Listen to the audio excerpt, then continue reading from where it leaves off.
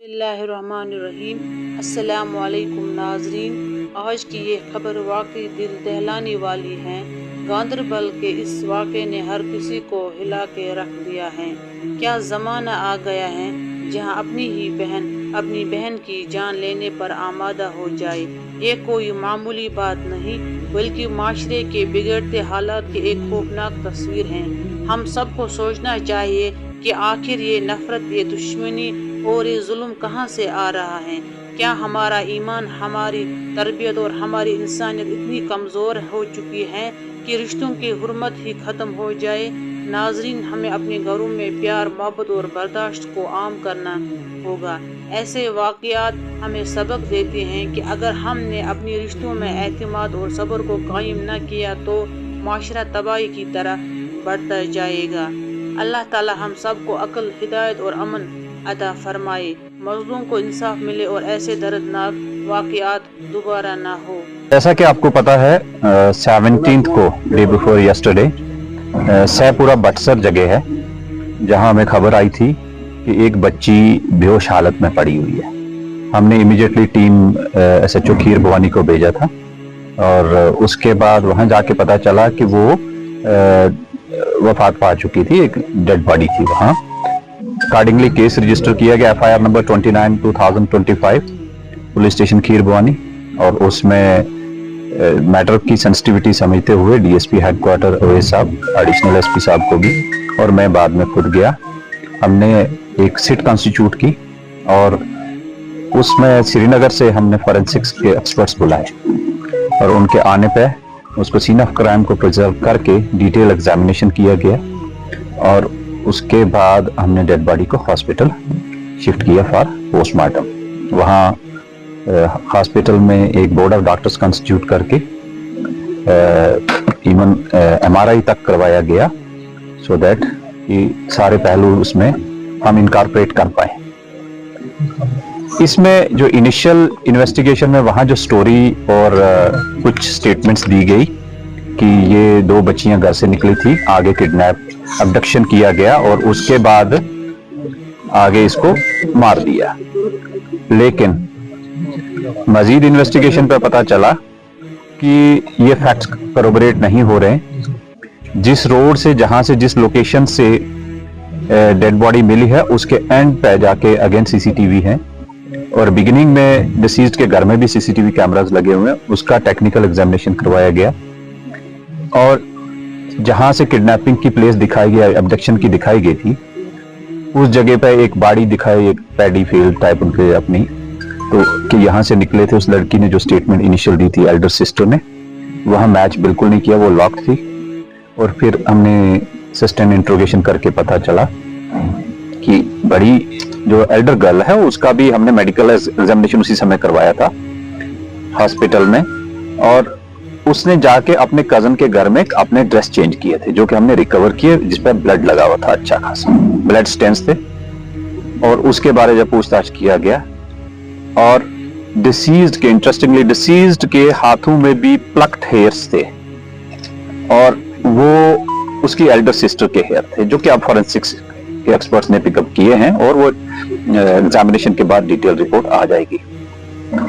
After that इसका interrogation किया गया। इसने काफी घुमाने की कोशिश की बट वो सारी चीजें मैच नहीं हुई। एक आध इंडिविजुअल का नाम भी दिया, उसका हमने टावर लोकेशन भी चेक की, वो 2 दिन से यहाँ नहीं था।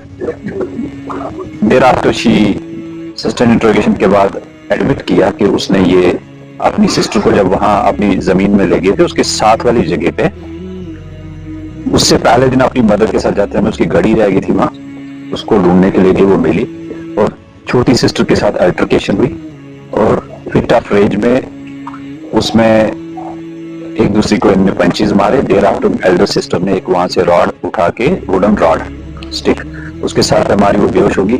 जब उसे वो डर गई कि इसको ये तुम्हारे बेहोश है या उठ के बताएगी, उसने एक और दोबारा मारा, उसका सर फट गया, उससे वो डेथ हो गई on spot.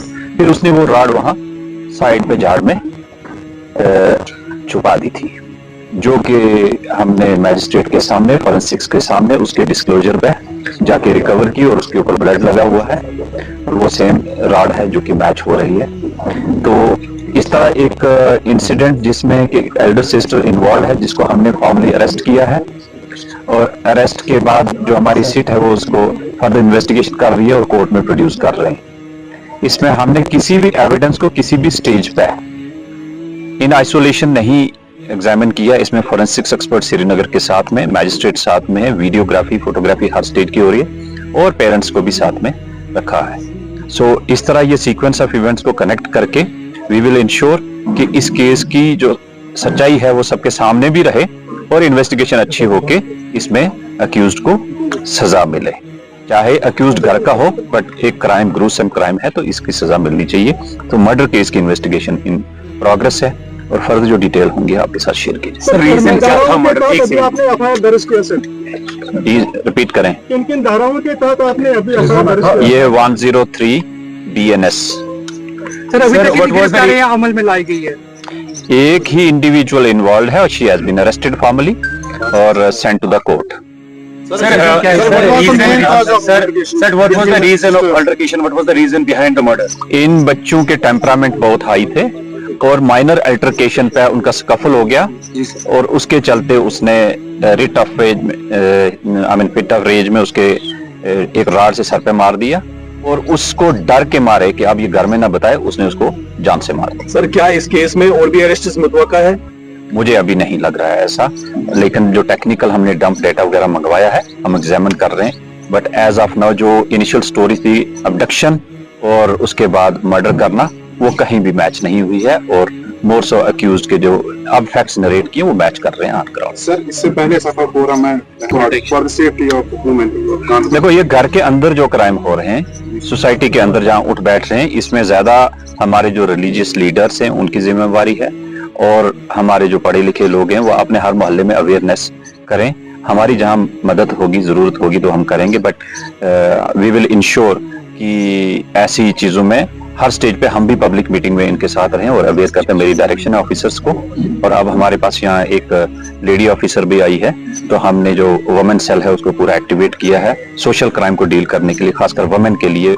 We are assuring कि उनके कोई भी इश्यूज हैं प्रॉम्प्टली लेडीज ही हैंडल करें ताकि एम्पैथेटिकली उनको जस्टिस मिल पाए। रूमर्स पे मत जाइए प्लीज। कल कोई खुद ही अपनी इन्वेस्टिगेशन करके हवा में कोई 2018 का इंटरव्यू चढ़ा रहे हैं तो उससे क्या है कि हमारा वो फाइनल वर्जन नहीं होता, तो उससे क्या है कि जो अक्यूज्ड एक्चुअल अगर होगा तो वो बेनिफिट ले लेता है। तो प्लीज रूमर्स मॉन्गरिंग मत करें, that is my request. Thank you. तो जो अल्टरकेशन उन्होंने पेरेंट्स ने नरेट भी किया और पेरेंट्स उस समय हॉस्पिटल गए हुए थे जब ये इंसिडेंट हुआ है। किसी और इंडिविजुअल के फोटोग्राफ चढ़ा के मॉक करके वो चढ़ा रहे हैं वो गलत है, दैट इज अनदर क्राइम। उस पे पुलिस क्या कुछ एक्शन लेगी? जो हमारे नोटिस में आएगा, जो कंप्लेंट करेगा, definitely we will take action. ये कत्ल हमें ये सोचने पर मजबूर करता है कि जब दिल से ईमान और खौफ खुदा ख़त्म हो जाए तो इंसान हैवान से भी बदतर हो जाता है। अल्लाह ताला हमारे घरों को नफरत व फितनों से बचाकर रहमतों का गहवारा बनाए। आमीन।